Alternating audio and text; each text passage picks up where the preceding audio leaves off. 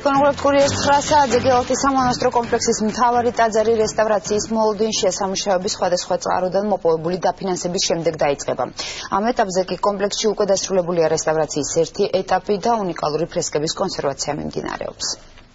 ორი წელია გელათის კომპლექსში, კერძოდ ღვთისმშობლის ტაძარში სალიტურგიო ნივთებთან ერთად უცნაური ინსტრუმენტები ინახება. 2012 წლის შემოდგომიდან ჯერ წმინდა მარინეს ეკლდერის და სამხრეთ კარიბჭის არქიტექტურის რეაბილიტაცია, გაზაფხულზე კი ფრესკების კონსერვაცია დაიწყო. გელათის ღვთისმშობლის ტაძრის კედლის მხატვრობა უნიკალურია. ის ქართული საეკლესიო მხატვრობის მთელ ისტორიას ასახავს და სხვადასხვა პერიოდით თარიღდება. სამხრეთ კარიბჭეზე ფრაგმენტულად შემორჩენილი მოხატულობა მე-14 საუკუნით თარიღდება. წმინდა მარინეს ეკვდერის ეგრეთ წოდებული ხალხური ნაკადის მოხატულობა კი მე-15-მე-16 საუკუნეების ავტორების შესრულებულია. ფრესკების კონსერვაცია უკიდურესმა აუცილებლობამ განაპირობა. წელს რომ არ განხორციელებულიყო ეს არქიტექტურული რეაბილიტაცია, ანუ არ გამოსწორებულიყო თვითონ მიზეზი წყლის ჩამოდინების, ფაქტიურად ფრესკების დაკარგვის პირას იდგა.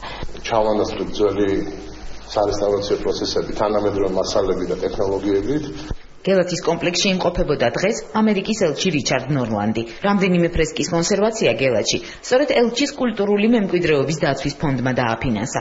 ეს გელათში ამ ფონდის მეორე პროექტია. პირველი გრანტით 2004 წელს ღვთისმშობლის ტაძრის ნართექსისა და ეკვდერების ფრესკების დიაგნოსტიკური კვლევა და პირველი რიგის საკონსერვაციო სამუშაოების დაგეგმვა დაფინანსდა. შესანიშნავი ადგილია. ეს არა მხოლოდ საქართველოს, მსოფლიოს კულტურული მემკვიდრეობაა. გაოცებული ვარ გელათში ნანახით. დღეს დავათვალიერეთ სამუშაოები, რომელიც ჩატარდა, რომელიც ნაწილობრივ კიდევ მიმდინარეობს. და არიან ისინი შესანიშნავ მდგომარეობაში, ისეთი როგორიც მიიღეთ დღეს და გადაეცემა მომავალ თაობას.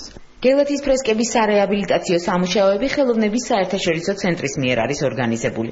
2008 წელს სწორედ ამ არასამთავრობო ორგანიზაციის ნომინაციით შევიდა გელათის მონასტერი მსოფლიო მონუმენტების ფონდის 100 ძეგლის სიაში. აქ ჩართული იყვნენ უცხოელი ექსპერტები და ამიტომ მთელი ეს პროცესი მიმდინარეობს საერთაშორისო გამოცდილებებით და იმ დონეების გათვალისწინებით, რაც უნდა აკმაყოფილებდეს საერთაშორისო სტანდარტებს.